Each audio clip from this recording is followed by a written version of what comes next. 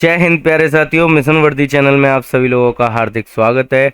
मैं सुशांत रावत आशा करता हूं कि आप सभी लोग अच्छे होंगे, स्वस्थ होंगे और एकदम मस्त होंगे।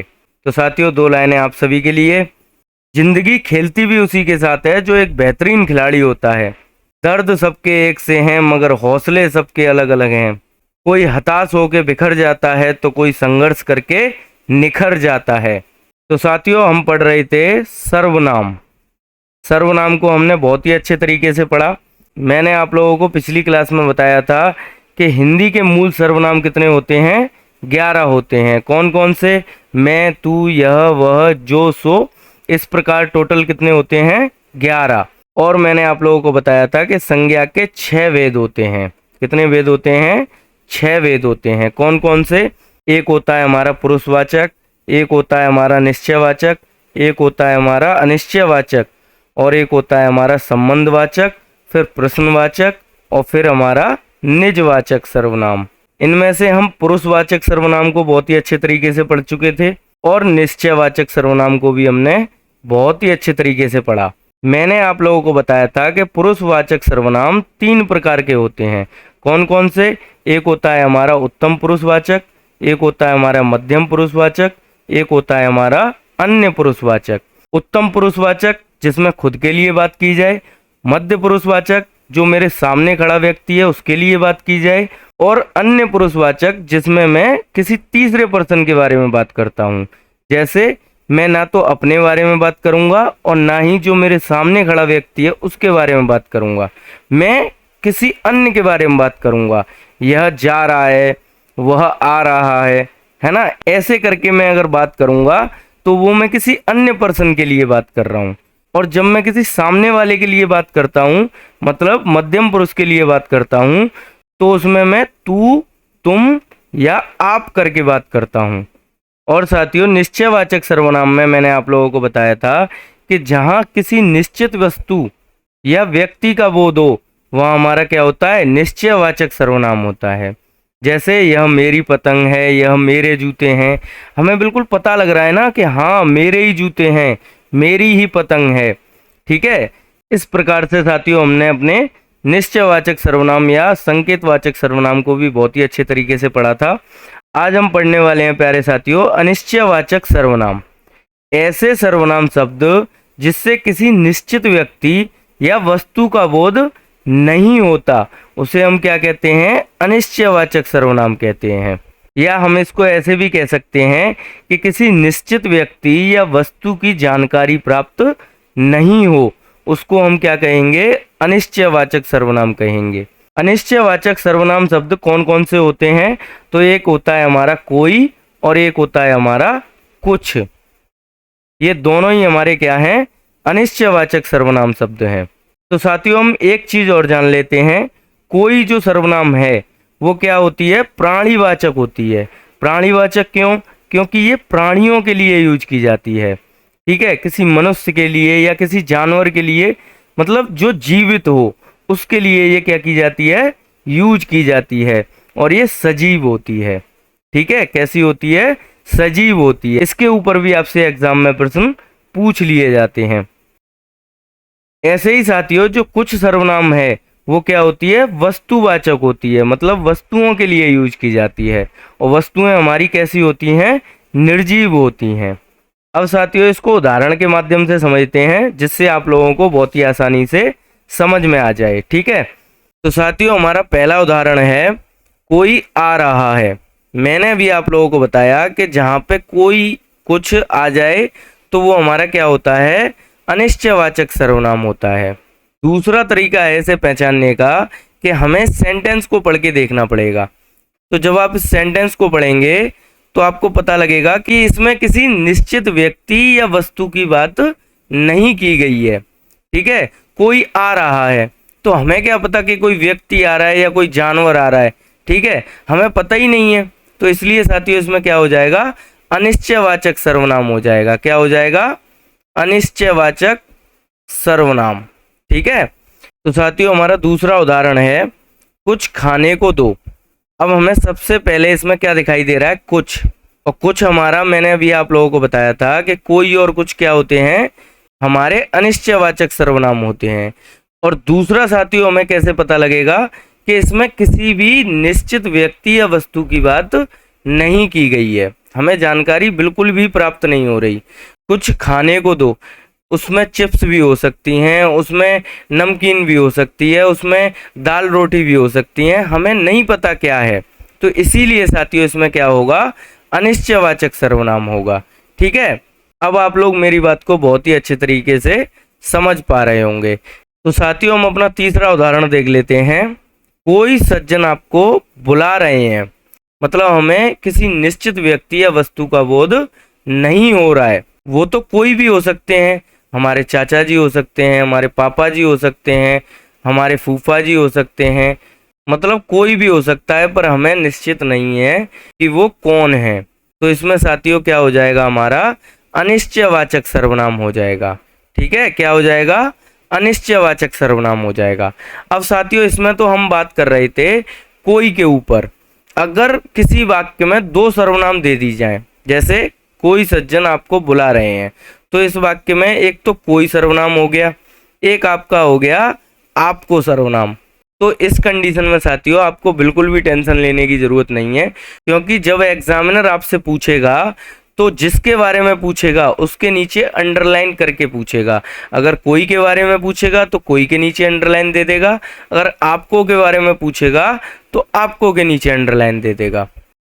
आप सपोज कीजिए कि उसने आपको के नीचे अंडरलाइन कर दिया होता, तो इस वाक्य में कौन सा सर्वनाम होगा, तो इसमें मेरे प्यारे साथियों मध्यम पुरुष सर्वनाम होगा, क्योंकि इसमें सेकंड पर्सन के लिए बोला जा रहा है, मध्यम पुरुष के लिए बोला जा रहा है, सामने वाले पुरुष के लिए बोला जा रहा है। मतलब कोई मेरे सामने व्यक्ति खड़ा है, मैं उससे बोल रहा हूँ कोई सज्जन आपको बुला रहे हैं। ठीक है, तो इसमें क्या हो जाता, मध्यम पुरुषवाचक हो जाता। कि अधिकतर बच्चे इसी चीज में सबसे ज्यादा गलतियां करते हैं। आशा करता हूं साथियों इस बात को आप लोग बहुत ही अच्छे तरीके से समझ गए होंगे। आगे मैं आपको अभी दिखाने वाला हूं कि एग्जाम में आप लोगों से प्रश्न कैसे पूछा जाता है। अब साथियों हम अपना अगला उदाहरण देख लेते हैं। जैसे स्वाद में कुछ कमी है, कुछ हमारा क्या होता है, एक अनिश्चयवाचक सर्वनाम होता है। क्या होता है, अनिश्चयवाचक सर्वनाम होता है। ठीक है, एक तो ये चीज हो गई।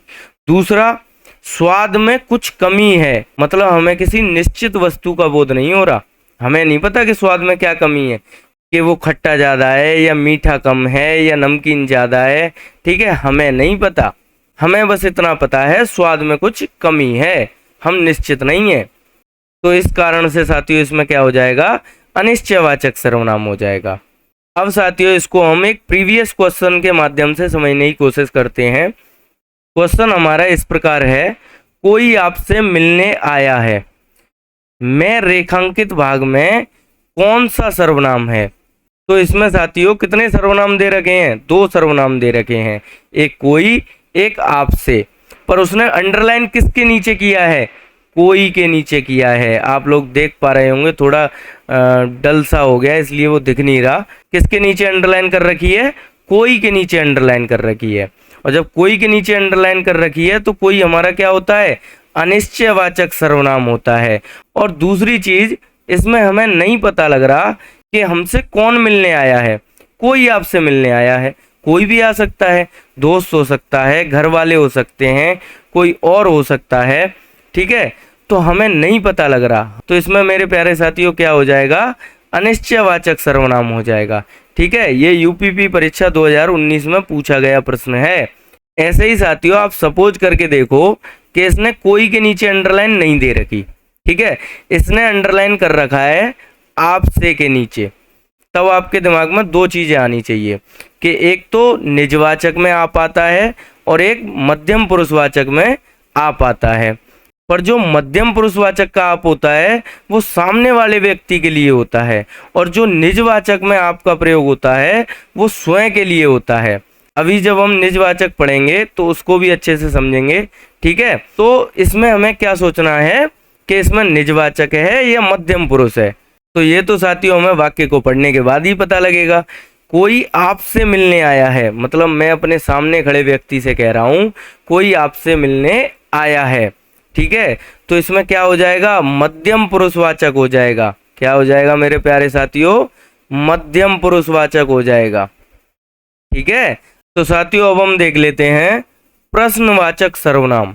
प्रश्नवाचक सर्वनाम हमारा क्या होता है? जिन सर्वनाम शब्दों से किसी प्रश्न का बोध हो उसे प्रश्नवाचक सर्वनाम कहते हैं। जैसे क्या, कौन, कैसे, ये हमारे क्या हैं? प्रश्नवाचक सर्वनाम हैं। ठीक है, तो अब साथियों इसको हम उदाहरण के माध्यम से समझ लेते हैं। तो साथियों हमारा पहला उदाहरण है, क्या आप घर भी जाएंगे। पहली बात तो क्या हमारा क्या है? प्रश्नवाचक सर्वनाम है। ठीक है, तो जब वो क्या के नीचे अंडरलाइन करके पूछेगा कि इस वाक्य में कौन सा सर्वनाम है, तो आप लोग आसानी से बता देंगे कि इसमें प्रश्नवाचक सर्वनाम है। ठीक है, क्योंकि ये बहुत ही सिंपल है साथियों। और जब दो सर्वनाम हो तो ये बात आप लोगों को ध्यान रखनी है कि जिसके नीचे अंडरलाइन कर रखी है उसी के बारे में हमें बताना है। ठीक है, अपने मन से कुछ मत बताने लग जाना। अब साथियों हम देख लेते हैं अपना दूसरा उदाहरण, कौन खेल रहा है। तो साथियों इसमें सीधा सीधा पता लग रहा है कि मैं किसी से प्रश्न कर रहा हूं और कौन के नीचे अंडरलाइन कर रखी है, तो इसमें क्या हो जाएगा? प्रश्नवाचक सर्वनाम हो जाएगा। ठीक है, ऐसे ही साथियों हम अपने अगले उदाहरण को देख लेते हैं, यह काम कैसे होगा। और कैसे के नीचे अंडरलाइन कर रखा है, यह काम कैसे होगा, तो इसमें प्रश्न पूछा जा रहा है ना। ठीक है, और कैसे हमारा क्या होता है? प्रश्नवाचक सर्वनाम होता है। क्या होता है? प्रश्नवाचक सर्वनाम होता है। आशा करता हूं साथियों आप लोग बहुत ही अच्छे तरीके से समझ गए होंगे। अब साथियों हम देख लेते हैं संबंधवाचक सर्वनाम को। जो शब्दों, शब्दांशों या वाक्यों का संबंध बताए वो हमारा क्या होता है? संबंधवाचक सर्वनाम होता है।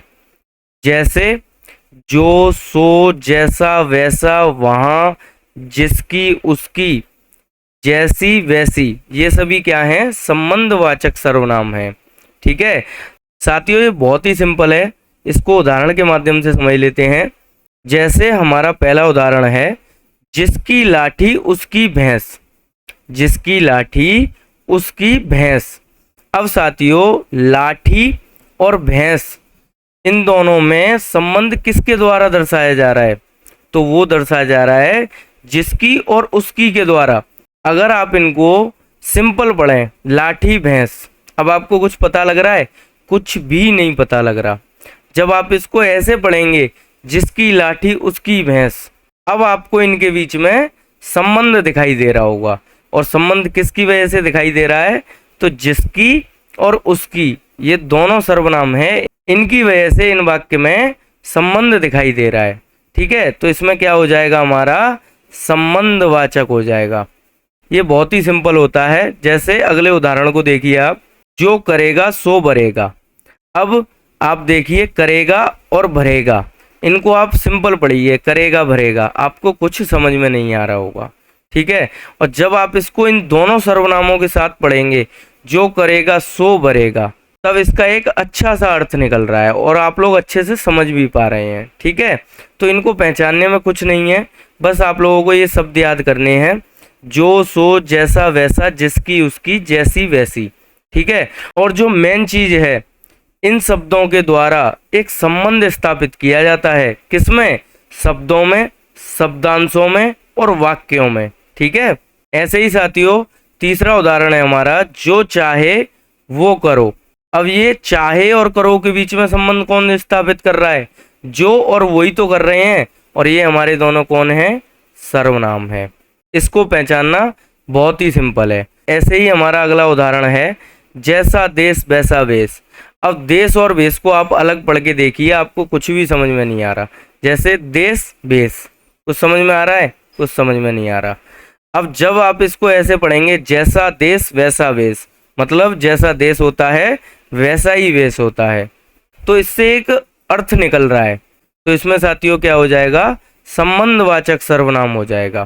ठीक है, अब साथियों मैं आपको दिखा देता हूं कि संबंधवाचक सर्वनाम का एग्जाम में कैसे प्रश्न आता है। तो आप देख पा रहे होंगे कि वन रक्षक भर्ती परीक्षा 2015 में ये प्रश्न आप लोगों से पूछा गया है। जो करेगा सो भरेगा, रेखांकित शब्द क्या है? मैंने भी आप लोगों को बताया था कि कोई भी सर्वनाम हो जिसके बारे में वो पूछेगा उसके नीचे अंडरलाइन जरूर करेगा या रेखांकित जरूर करेगा।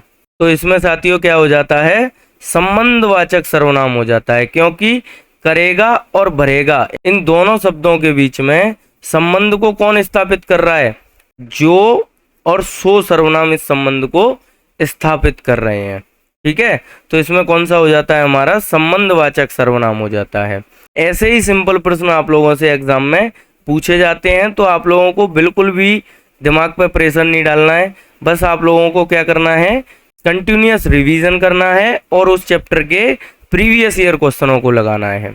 जब आप ये करना स्टार्ट कर देंगे तो आपको ये सारे क्वेश्चन बहुत ही सिंपल लगा करेंगे। ठीक है, अब साथियों हम देख लेते हैं निजवाचक सर्वनाम को।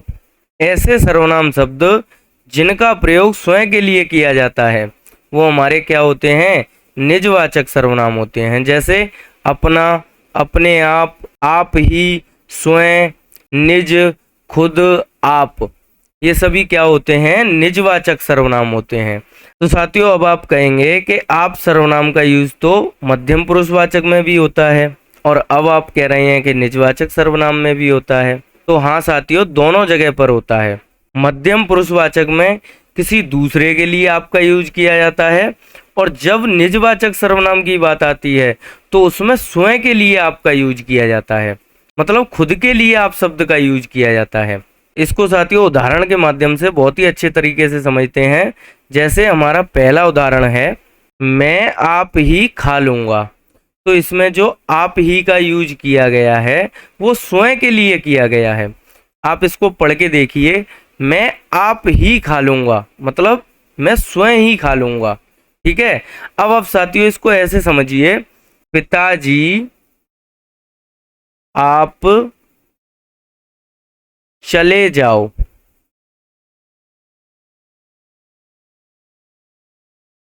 अब आप देख पा रहे होंगे कि इसमें भी आपका यूज किया है, पर इसमें आपका यूज खुद के लिए नहीं किया।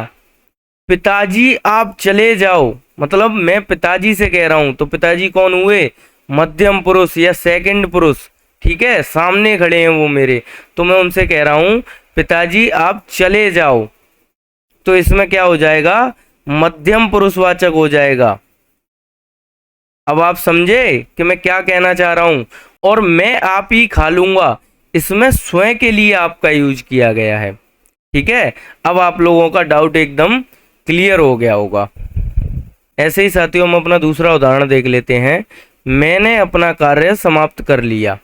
अब मैंने अभी आप लोगों को बताया था, अपना जो है वो क्या होता है, निजवाचक सर्वनाम होता है। अपना, अपने आप ही, स्वयं, निज, खुद, ये सभी क्या होते हैं, निजवाचक सर्वनाम होते हैं। और जो आप है वो दोनों जगह आता है, मध्यम पुरुषवाचक में भी आता है और निजवाचक सर्वनाम में भी आता है, पर मध्यम में अलग यूज होता है और निजवाचक में अलग यूज होता है, जैसा मैंने अभी आपको बताया था। तो इसमें अपना के नीचे अंडरलाइन करके पूछेगा तो इसमें क्या होगा, निजवाचक सर्वनाम होगा।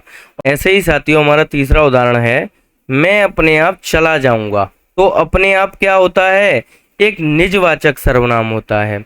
और जब आप इस वाक्य को पढ़ेंगे तो आपको प्राप्त हो रहा होगा कि वो स्वयं जाने की बात कर रहा है, खुद जाने की बात कर रहा है।